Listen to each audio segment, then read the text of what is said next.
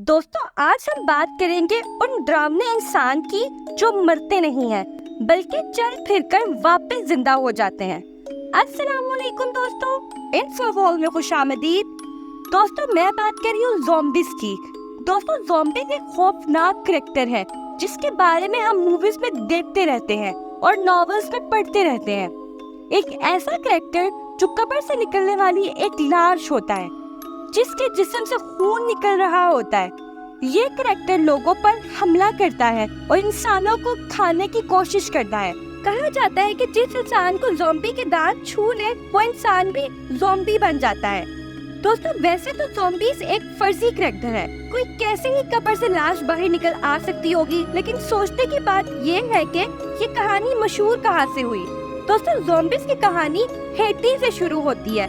Haiti एक छोटा सा मुल्क है जो कैरेबिक समुंदर में मौजूद है। ये मुल्क दोस्तों जादू टोना और खास तौर पर वूडू के लिए मशहूर है। ये कहानी 1700 सदी में शुरू होती है जब इस जगह फ्रांस की हुकूमत थी। दोस्तों हैती में गन्ने की काश्त की जाती थी और यहाँ काम करने के लिए अफ्रीका से गुलामों को खरीद कर लाया जाता था। ये गुलाम हैती में बहुत मुश्किल जिंदगी गुजारते थे। कुछ गुलाम तो जल्दी ही मर जाते थे और फिर कुछ और लोगों को गुलाम बनाकर लाया जाता था। दोस्तों 1804 में फ्रांस का कब्जा यहाँ से खत्म हो गया और अफ्रीका से आए हुए गुलाम हैती में ही बसना शुरू हो गए। दोस्तों ये गुलाम अपने साथ वूडू नामी मजहब भी साथ लाए थे।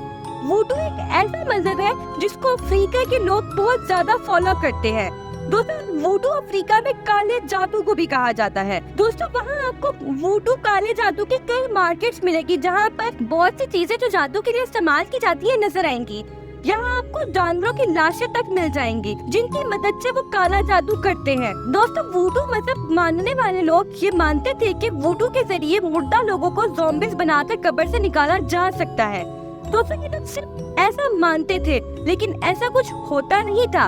असल में दोस्तों ये जादू करने वाले लोग जानवरों की हड्डियों और जड़ी बूटियों से एक पाउडर बनाते थे जिससे इंसान पैरालाइज्ड हो जाता था।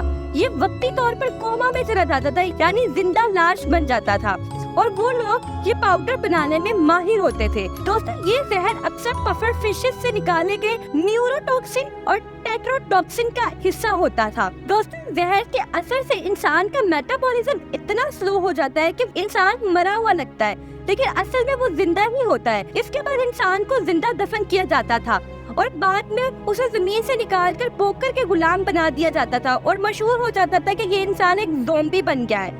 दूसरा ज़ॉम्बीफाइड इंसान अपनी पहचान और खुद इख्तियार खो देता है और उसे जिंदगी भर गुलामी करना पड़ती है, जैसे कि गन्ने के खेत में काम करवाना वगैरह। दोस्तों हकीकत में ज़ॉम्बीज़ का कैरेक्टर ऐसा कुछ भी नहीं है। हकीकत में वो एक पाउडर ही था जो ज़ॉम्बीज़ के किस्से के पीछे शुरू हुआ था। हैती से कहानियां अमेरिका और यूरोप में फैलने लग गई ज़ॉम्बीज़ की।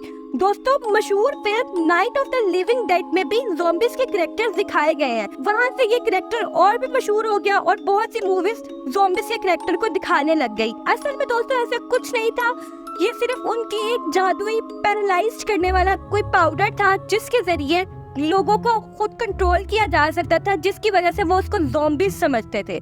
तो ये थी आज की वीडियो। अगर आपको ये वीडियो अच्छी लगी हो तो कमेंट सेक्शन में जरूर बताइएगा। हमारे चैनल को सब्सक्राइब लाइक करना मत भूलिएगा। मिलते हैं किसी अगली वीडियो में, तब तक के लिए अल्लाह हाफिज।